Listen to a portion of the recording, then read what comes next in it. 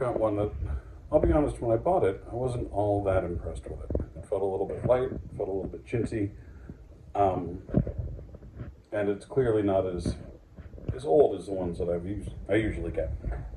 But this is a Hamilton Beach 12 cup stainless steel percolator, and after using it a few times, I have to say there are a few things that I really quite enjoy. One of them is the fact that it has a locking lid. So when you pour it, it's not going to accidentally pop open. Now, opening the lid is fine, but here's one of the things that I don't like about it.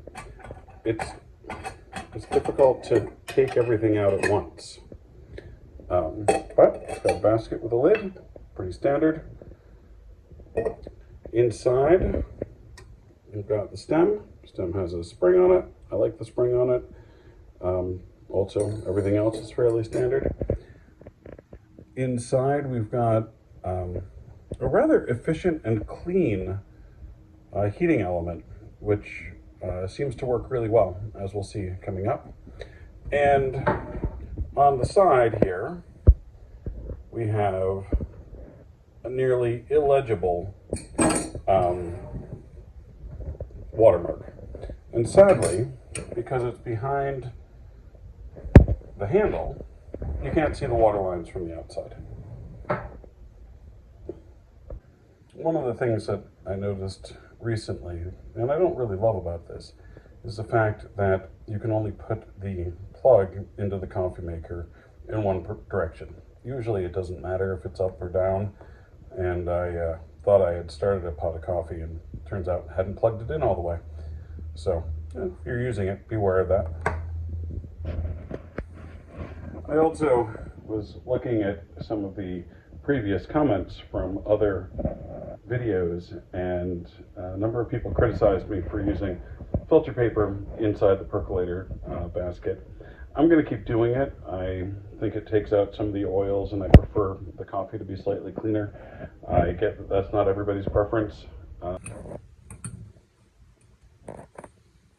Yeah, part of the problem that I run into with this is that it's kind of tricky to get everything all lined up. And since there's such a tiny little nubbin, it's hard to, or difficult to lift everything up at once. Okay.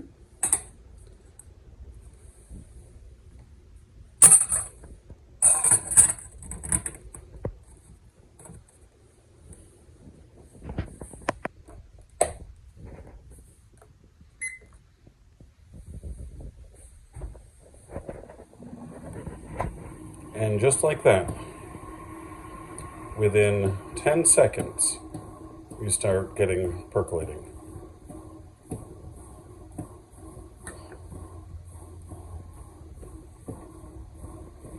I like the flat bulb. I wasn't sure that I would like it as much as I do, but it allows you to see very clearly. It gives you something to hold on to, a little bit of torque. It's quite nice. These are still a commercially available percolator. Apparently one of these will run you about $60 at Walmart. I'm sure I got it for about $5 at Goodwill.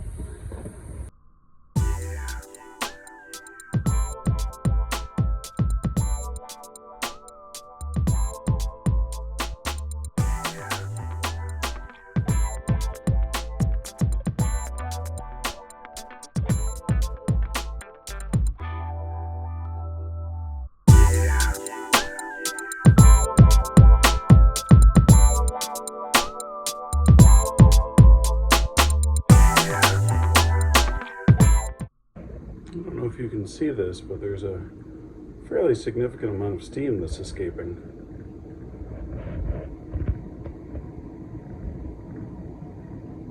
I feel like we're almost done.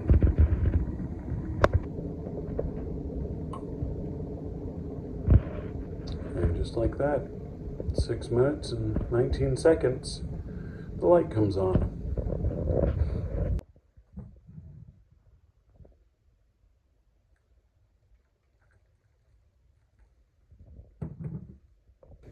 Maybe it's because it's not a particularly old coffee maker. and it doesn't have, or it hasn't had any time in a basement. But I have to say, I find the flavor to be quite crisp and refreshing. Um, it's really a fairly excellent percolator. Um, I'm not sure I love the way it looks, but I also don't hate it. And the coffee that it produces is really solid. So, if you feel like getting one of these, you can buy them at Walmart new for $60, or keep your eye out because I'm sure it'll show up at a thrift store sometime soon.